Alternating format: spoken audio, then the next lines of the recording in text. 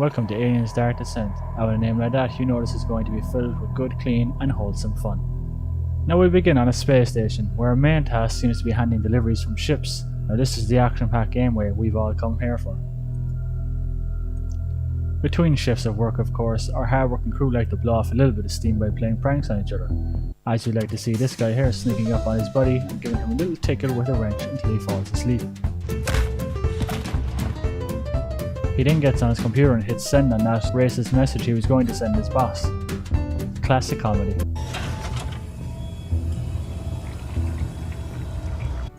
We then get a nice intro into the universe we're about to spend some time in. And then we are put in the shoes of our character, Administrator Hayes. She seems to come off as a no-nonsense type of girl, who the only thing that seems to excite her is a well-formatted document. As she's going over some paperwork, she notices a weight discrepancy in one of the ships, and not wanting to deny herself that sweet rush of the formatting, she brings it to her boss. Her boss then tells her that he sees the extra cargo as an absolute win. Half, you say? Well, we just earned a bonus. And tells her shift is ended already, so get back to the kitchen and do something more useful with your time. On her way out, she gets stopped by a droid, which gives off some weird Sunny vibes. My father tried to teach me human emotions. They are difficult. I may be synthetic, but I'm not blind. He then points her towards the cafeteria because some maintenance work is going on in the corridor. As she's passing through the canteen, a nice worker offers to give her some help. The poor guy just gets insulted for his troubles. Last I checked, you couldn't find your own ass with both hands. I'll pass. But as a man, no one cares about our feelings, so of course he needs to just suck it up and get over it. We make it to our office and decide to check out the security footage to see if that helps fill in the hole that the document now cannot do. We see everyone screaming and cheering and spilling what looks like wine all over the floor. Seems like a great time, and not wanting to miss out on all the action, Hayes quickly runs towards the elevator to head down. We bump into security on the way and he tells us about the absolute rager going on down below, judging by the noise, and to get ourselves down there already. Finally we make it to the bay where all the fun is happening and find a guy hunched over and looks like he's almost passed out with what is clearly wine spilt all over the floor and himself. I guess if he couldn't drink it all then no one else could have any. How rude. We follow the trail of wine and head through the next door to see not only has this last guy had a good time, but it seems the whole damn crew did, except me. Absolutely pissed, we take the gun from one of the guys and make sure we don't miss another party. Getting a little closer we realise it wasn't just wine these mad lads were sharing down here, and well, I'll let you fill in the blank on that one.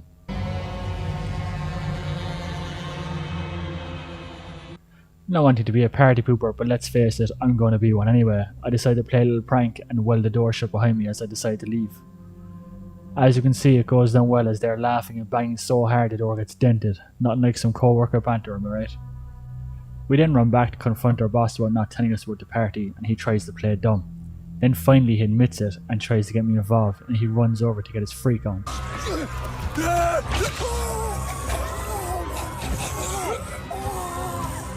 But if he thinks some erotic asphyxiation is enough for this girl to forgive him, he's sadly wrong.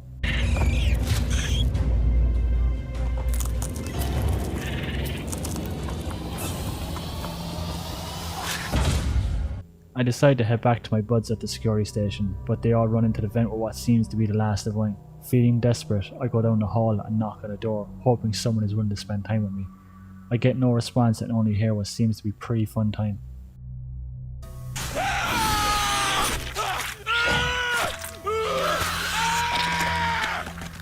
A little further down the hall I find Sonny again, and he's being as creepy as ever. I try to tell him I wasn't invited to the party, and he says me too. He's only doing what's right. Sure thing, bud. You can keep doing that while I head to another room. I decide to go ask Cerebro for help and maybe make some new mutant friends, but what it must have heard is I want no friends, and it unleashes everything it has, attacking everything in the nearby planet space.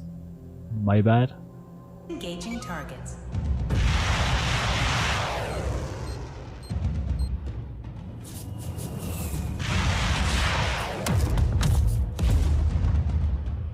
Just then, like that, the Big Daddy himself descends down from the cables. Hey, now I get why it's called Descent. How genius. Anyway, I end up dying 3 times due to my impatience. I mean, just kidding, I escaped that eyeless idiot first try until cutscene me fails and some big strong man comes rescues me.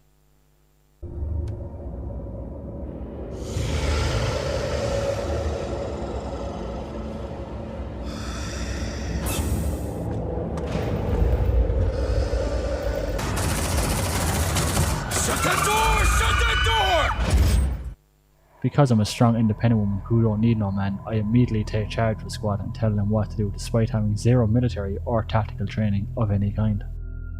The boys and I make our way back through the canteen, and the guy who tried to help me earlier tries to help me once more, but the Big Daddy himself takes care of that. Light it up! Serves him right for thinking about others like that. How selfish. Finally we make it back to the elevator, and as we wait, a noise comes behind us. We will prepare ourselves for the worst, and who decides to show himself but our old boy Sonny. And he's doing himself no favours by standing in the flames like that, in that lighting. He then warns us no one is allowed to leave and goes full Terminator on us. Protocols are clear. Nothing in, nothing out. I'm sorry, Administrator. Quarantine breach in progress. Deadly force authorized. Bring it down!